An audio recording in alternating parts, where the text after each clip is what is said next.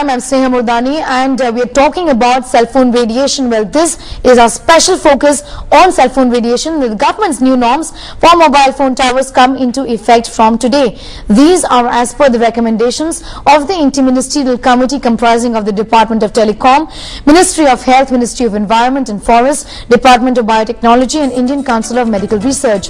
This committee was set up in August 2010 for studying radiation from cellular towers and mobile handsets.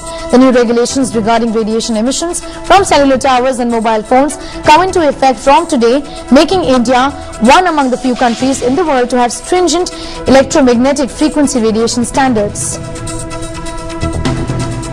Well, in the interest of public health, the Indian standards are now 10 times more stringent than over 90% of the countries. The EMF exposure limit for base station emissions has been lowered to 1/10 of the existing level. To ensure that these norms are followed, Telecom Enforcement Resource and Monitoring will conduct random audits of the self-certification furnished by the service providers. A penalty of ₹5 lakh is liable to be levied on the telecom service provider running the mobile tower for non-compliance with the EMF standards. Now, the new regulations also set standards for mobile phone handsets. The regulations are made to safeguard against the electromagnetic fields generated and which are basically absorbed by the human body, measured by specific absorption rate or SAR. As per the IMC report, the Department of Telecom had announced that Indian mobile handset makers and importers will have to ensure all sets comply with SAR limit of 1.6 watt per kilogram and phase out all non-complying ones by August next year. All new mobile phones that will be sold in Indian markets ought to have the SAR level mentioned on the packaging. But is the government taking all of this seriously? Let's take a look at what's been happening in Rajasthan. Well, 10 days ago, the Rajasthan High Court ordered the state government to ensure that all mobile phone towers actually in and around areas and schools, hospitals and densely populated localities be pulled down. The Rajasthan government is yet to implement this order, and the deadline, of course, has expired for the same. The serious concerns really over the possible health hazards from these mobile phone towers. And we at NewsX have been pursuing the story since quite some time, and we've been hoping that the government takes note of the same. Well, I actually covered a report, got this report for you earlier this June, highlighting the perils of mobile phone radiation and how norms were being easily flouted, and that too in the national capital. Take a look. Right behind me is a residential colony in South Delhi, and if you can look at that particular residential building, it has not one or two but 3 cell phone towers on top of it. Right off that particular building is the Safdarjung Hospital and also the AIIMS Hospital. Right below it in the visuals that you can see is a cancer home for cancer patients. Of it is the AIIMS Trauma Center. So it is surrounded by not one, not 2 but 3 hospitals, and it also has 3 cell phone towers erected right on top of it. This is in clear violation of the guidelines that India is following, the international guidelines really, and also in violation of the guidelines by the Delhi government, which the Lieutenant Governor of Delhi had enacted in the year 2008, which clearly prohibits cell phone towers of coming up in residential areas next to important hospitals in the city of Delhi. However, what we understand here is that the laws in the country are really weak because the stricter guidelines are not in place. There are many violations, but there's no system really of checks and balances and very few penalizations. So this is the reason why so many cell phone towers have mushroomed in Delhi, right from 1800 in the year back, 2006 to over 6,000 cell phone towers around the national capital. This is the common scene in the national capital. EMR from these cell phone towers over here are causing very, very harmful effects. In fact, they're known to cause various ailments, right from headache to dizziness to impotency to even cancer. So this is something that is proven. Of course, it is illegal and it is even killing you softly. With video journalist Harish Bhatt, Sneha Murdani in Delhi for NewsX. All right, to talk about that in greater detail, I have with me a great panel here. Neha Kumar, she's a director from of NISA Radiation, also an expert, a biological expert. Ravi Vishweshwarya Prasad, telecom expert. Pratik Kasliwal, counsel for the complainant in Rajasthan there. Sudhir Kasliwal is a brother of the victim, and both these guests are joining us from Jaipur. Neha, of course, is from Mumbai. Ravi here is with us in our studios. And Dr. Samir Kaul, oncologist of Apollo Hospital, and he's going to be joining us on the phone line. I believe he is in Patna and couldn't make it to our studios today, so he's going to be with us here on the phone line.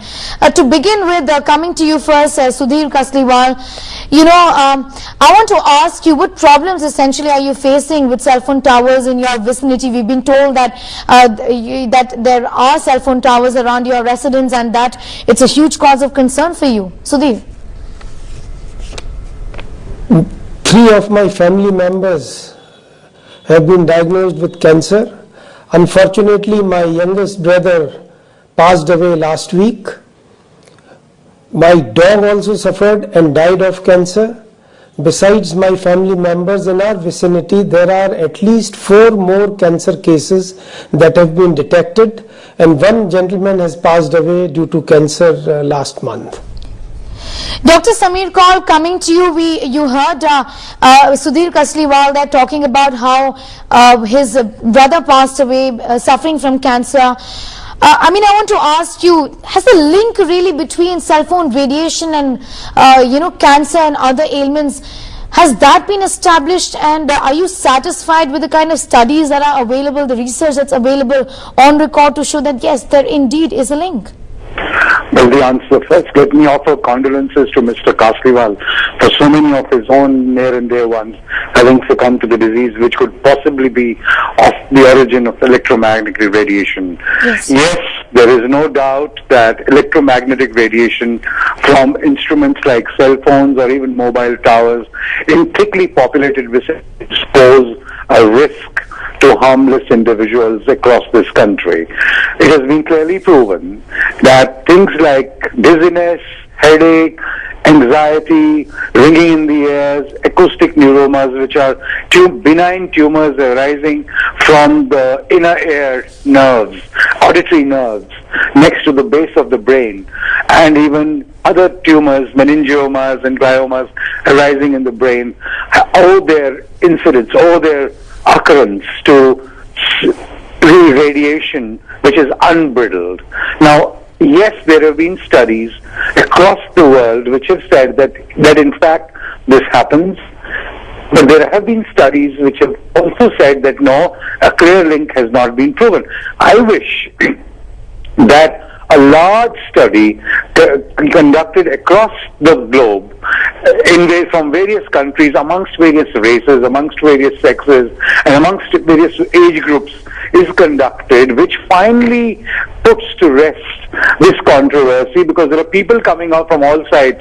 But let me make out a distinction here between radiation that would emanate from excessive cell phone usage to the individual, and in fact much more harmful would be what I would label these mobile towers, which are mushrooming in thickly populated, unprotected populations in this country. Right. I think this one needs to be looked at fast enough, and I wish that Mr. Kasliwal or some other legal bodies actually took up this issue unless a huge compensation is awarded in such a case by the courts in our country. Believe me, it is not going to knock any bottoms. That is when it starts happening.